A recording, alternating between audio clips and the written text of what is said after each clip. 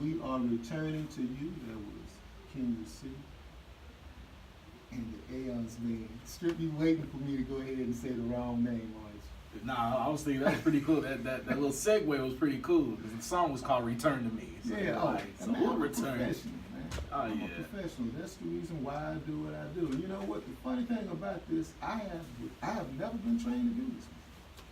Never been trained to do this before on radio. People say, "Well, wow, man, you good at this stuff." Yeah, I said, I never was trained. Where you go to school at? Never was trained on it. So I guess I am blessed to look at a lot of TV and radio and just pick up on what other people do. But we are picking up on what is happening across these United States of America, this United States of America. And I want to just delve down into what's up. We want to say hello to all of those people who are listening to us across the United States. And I know a lot of my relatives are in D.C., the District of Columbia, where there is taxation without no representation. And that's something that we need to change. And every time I talk about elections in time, I think about what's going on across the country, but I can't forget about my hometown, my place of birth, the District of Columbia, where they are constantly taxed without representation. And hello to all of those people in LA. That is Lower Alabama. See, some people, when you say LA, you don't know what I'm talking about. It is Lower Alabama. So I would like to say hello to Mr. Tim Booker, who's listening in from down in Lower Alabama. So that being said, I will go ahead and not be amiss to thank those people who are listening in across the seas, across the water. That's the Mississippi River, into the Republic of Georgia. I know Georgia is not on the other side of the Mississippi River. Before someone started writing in and said, I don't know my geography, that's, I got something going on with this. Work with me, if you will. The Republic of Georgia. And there are two Georgias in this world. There is the Republic of Georgia, which is located next to Russia, and then there is the Republic of Georgia, which is also AKA the state of Georgia. 32% black voting population in the state of Georgia. The Secretary of State, Mr. Brian Kemp, who was running against Miss Stacey Abrams for governor of the state of Georgia. Georgia's on my mind. Ray Charles said it a long time ago, and it's still on my mind today. Georgia is on my mind because during this last election, Brian Kemp did a couple of things that I've seen before. As a historian, we read a lot, and we just, there's a lot of stuff that's happened we've seen before, and we just sit back and go, I've seen that before. I didn't count on that happening again, but look, it's happening again. The disenfranchisement program of the Secretary of State, in which 70,000 voters, 70,000 applications for the right to vote in Georgia, 50,000 of them were held up. 20,000 of them went through just to make it look good, but 50,000 of them were held up. And the majority of those came from black areas. And the reason why he held them up was because if they were voters who had been, they had been solicited to get their voter registration forms. They had been registered to vote by Miss Stacey Abrams, who did what we do every year, which is, and I say we, Republicans and Democrats both alike, registered voters. That's why we have Veterans Day. Veterans Day is, as you know, on the 11th. So Veterans Day honors those who fight for justice and liberty, who serve in our country and put on the uniform. However, that did not occur in, the Republic of Georgia, also known as the state of Georgia. Because of this situation, I would like to say that this last election was a rigged election. How can the person that's over the certification of who can vote disallow those who are going to vote and then run in that same election and then become the winner? I would call on, if I had the ability to do that, I would call upon the United Nations to go ahead and investigate this election. The Election Commission, Federal Elections Commission. Oh, wait a minute. All the thing they do is just take up money, make sure that qualifying people receive their funding when they're running for president. They don't do anything about that. All of the elections are governed by the Secretary of State. We can appeal to the Secretary of State in Georgia. Wait a minute. Hold on. I think I already did that. Secretary of State of Georgia. Let me see if I was listening to my own self talk. That's right. That's Brian Kemp. That's not going to work. So that being said, I would like to go ahead and make sure those people that are listening, like Miss Missy Richardson in Atlanta, the GA, to go ahead and make it known that the Republic of Georgia must be free. Again, the Republic of Georgia must be free. Freedom. Freedom. Think it ain't illegal yet. It ain't illegal yet. Donald Trump. Oh, I know it. I done lost somebody already. They say, you gonna say that man's name again. He is the President of the United States. I know. Wait a minute. Hold on. You said he's not my president. You can't do what they did. 8 years ago, in 2009, when we, 9 years ago, in 2009, when we had the President of the United States, President Barack Hussein Obama, I'll say his whole name, I ain't scared. Barack Hussein Obama was President of the United States. We said he was our president. Then we had other people say he's not my president. He's not my president. But he's our president. So that being said, our president, Donald J. Trump, our president, and I will show him the same amount of respect that you showed the last president that I said was our president. So therefore, I'm going to show you the same amount of respect. And I've already done it. As you can attest to, go ahead and Google Ed Gray, WFAA. I've talked about the president of these United States quite frequently. And because of that, I haven't gotten any death threats, but what I have received is just nasty emails and private messengers and everything regarding myself. But that being said, the death threats that are all too real when it comes to the President of the United States and also the family of the President of the United States.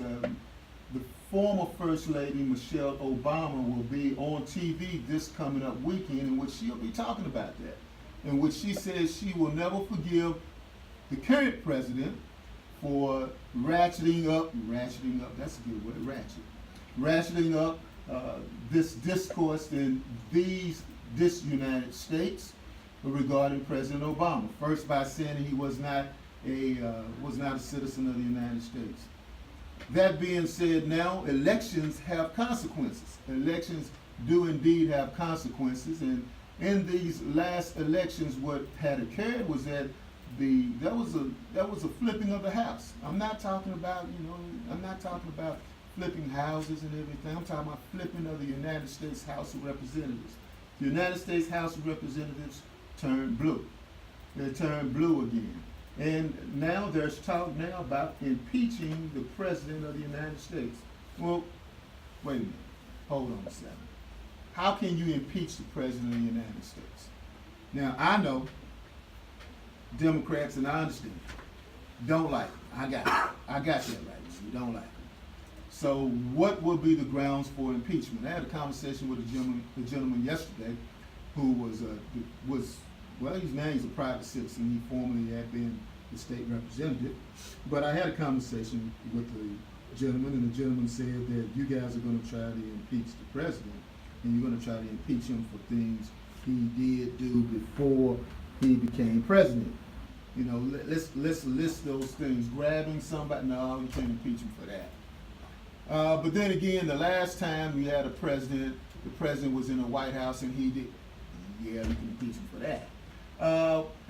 It's going to be kind of hard to go with that one way or another. So that being said, impeachment may be in the office. But what it goes down to it is that what's wrong with this impeachment process, which has not even started, is that these things that have been committed by the President of the United States as we talk again about flipping the house. I see that Brian Cunningham has joined us, flipping the house. What has occurred is that what is going to happen is the president is going to be in some legislative trouble. Yep. I'm not talking about being impeached. I never said the impeachment word. Not once did you hear me say that he was going to be impeached. I did imply it a lot, but I didn't say he was going to be impeached. But what we do know that there's going to be some investigations that's going to be done. And the reason why I say these investigations are going to be done because it's just very simple. There are a lot of things that's going on now that we're talking about that happened after he got elected. I mean, let's be, for example, let's just run through a couple of them if we will. The situation that we have with collusion. Okay, let's say collusion with the Russians and everything. We never have been able to prove that one way or another. But can we prove that there was a cover-up that happened after the alleged collusions that happened? And that could be said. The Saudi Arabia thing, where the journalist was murdered and everything. People are going to investigate that thing. They're going to start investigating a lot of stuff. And one of the reasons why they're going to investigate it is because President Trump had made a comment about, well, he made a comment about Maxine Waters, who is affectionately known in the black community as Auntie Maxine. Let's put that on so I can see people as they're coming in. Because we see Greg Chapman has joined us and Reverend Anthony Craig Christman has joined us as well. So we like to say hello to them as they're coming in. I'd like to go ahead and be interactive today. Just call people out and say, hey, how you doing? So we were talking about Auntie Maxine Waters. Well, this is all too real, folks, that I'm talking about. When I come here and I say the things that I'm saying, sometimes I am taking some things under, I'm taking some things under care about saying them and knowing how I'm saying them, because I don't want to be placed in a position where things can happen to me. But then again, when I say it on Inside Texas Politics 9 on 8, I say it all the time. So when I'm saying things about the President of the United States, I'm all too aware that something can happen. Now, let's go back to what I was talking about, Auntie Maxine Waters, who will now be one of the leaders in the United States House of Representatives, who will be having the purse strings and be able to investigate certain things. And these are the things that we're saying, that Auntie Maxine Waters was slated to appear at Friendship Baptist Church over in Dallas. And we played earlier, again, happy birthday to Dr. Freddie Haynes. We're going to play the agitator clip in a minute. But the reason why she did not appear at Friendship West Baptist Church was because of what? Death threats. That shows you how serious this stuff really is, people. Death threats. She was threatened with her life. That the government, the FBI, the legal people said that, hey, look, you know what? There's a threat on her life because the president of this United States had said some things, and which caused some things to occur that the FBI said it would probably be best if you don't show up at Friendship West Baptist Church. That's what happened, folks. That's what happened. It's no act on this. It's no act on this at all. As we say hello to those people tuning in, Miss Denise Lee and Mr. Jannard Jones, hello to you both. But when we talk about these things, we talk about how these things can affect us down on the local level, folks. The local level. The local level. It is very serious. This is no joke. We live in very interesting times.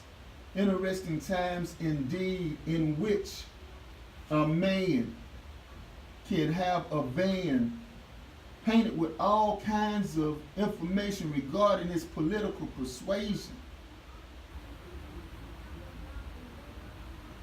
This is what we live in now, folks. We live in those times. in which it is very dangerous.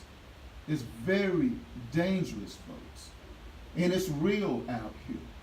I want everyone to know that because the election was done and it was carried out in the state of Texas, and how we are talking about Beto, and I want to talk more about Beto before we go to the break, because I'm gonna give you a line of what I'm gonna talk about before we go on break. We're gonna do Beto, and then we come back.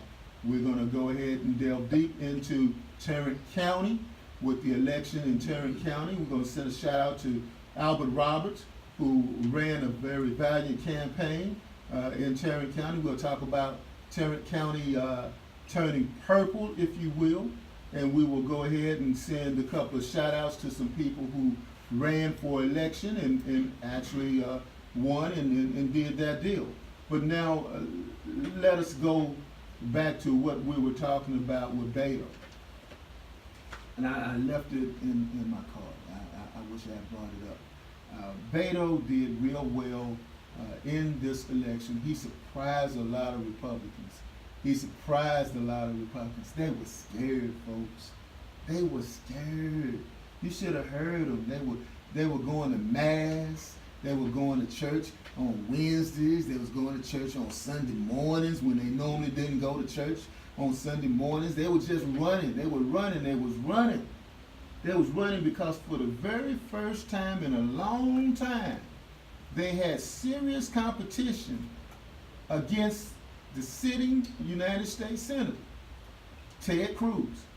Now, let me spend about 2 minutes talking about Ted Cruz. He has this nice ad, and a good friend of mine's in this ad. I like the ad right now. And I want to send a shout out to Mr. Jesse Taylor, who's on the ad. But this ad, I'm sitting at the house, right? So I'm sitting there looking at, I just got through watching, let me do another segue to Inside Texas Politics. I have to do about 20 times in the program. But anyway, that's number 5. So anyway, actually number 8, I didn't count. So now, so I'm sitting there watching TV, right? So then you talk about Ted Cruz, talk about how tough he is and how much of a Texan he is and everything. You're like, we in Texas. Everybody in Texas get that we in Texas John Wayne speech. You know, I'm in Texas and, you know, we don't play this and I don't do this and we don't do that. Texas leads the nation in killing people, you know, because we don't play. Now, maybe half of them are innocent when we kill them, but we don't give a damn. We kill them. But, you know, then we also, you know, we lead the nation in being at the very bottom when it comes to health care. We don't care about whether or not you're sick or not, because John Wayne would have never been sick. So, you know, that's what we're talking about. So anyway, Ted Cruz. Off topic. Anyway, Ted Cruz is talking about how much bad of a Texan he is, and I get to thinking about it. I said, well, wait a minute. Ain't dude from Canada? He was born in Canada. Here's a Canadian talking to me about being a Texan, and his ass was born in Canada. I don't understand, folks. Canada sent us Ted Cruz. Canada, oh Canada, oh Canada. Get that? Oh Canada. Canada, the next time y'all gonna send us something, send us Drake. Can they send us Drake? Strip. Can it, in a trade, Ted Cruz or Drake, which one would you have? I much prefer Drake over Ted Cruz, I feel. It's kind of hard, wasn't it? Yeah, I know. It was hard. I know. I spent a sleepless night thinking about that before I was going to say it. But anyway, Ted Cruz is saying, you know, hey, look, I'm a tough guy. Dang it. And I'm going to call people out. We need to stop this caravan. He's doing the Trump thing. He's going to stop the caravan. So, you know, I'm like sitting back. I'm like chilling, you know, because I was like saying, well, you know, I'm going to go ahead and look at Ted Cruz and see what he's going to say and everything.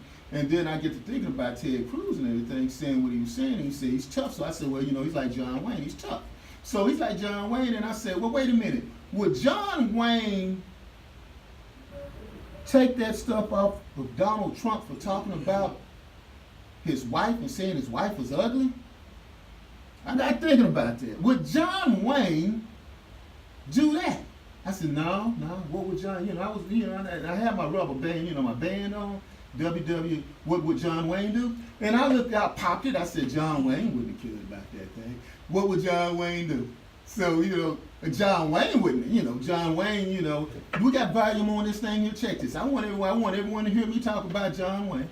So John Wayne, so what would John Wayne do? So John Wayne would not have asked the president of this United States to come here and go ahead and bail him out of a tough election with Beto. He would have beat him fair and square. So instead, he came to the president of the United States and said, you know what? You can talk about my wife all you want to, but if you could give me some votes, I sure would appreciate it, boss. So then after he said that, I got to thinking about it again. I said, well, wait a minute. Didn't the president of this United States say that Ted Cruz's daddy helped kill President John F. Kennedy? And I go like, that's kind of bizarre. That's kind of bizarre. But then I got to thinking about it. I said, dang, you sure the hell did say that? He said they were together. Then I said, but wow, Ted Cruz asked the president of these United States, please help me out. And I go like, wow, Republicans, y'all was tight. Y'all was tight. It was tight. But you got through. You got through. You got through. Congratulations. You won. You won. But is the president getting tight too? Is the president getting tight too? Because 2020 is coming. Great vision, 2020. We got some other things where other people seeing the same vision that we're seeing as well. And during all of this that Beto was running for office, he kept raising money, and more money, and more money. Could be he still have a lot of money that he can go ahead and raise. Because he could be actually going after President Donald J. Trump.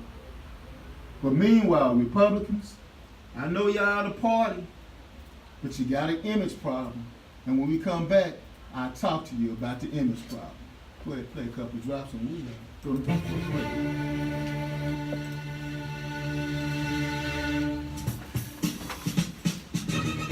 Hi, this is Thurman Jones.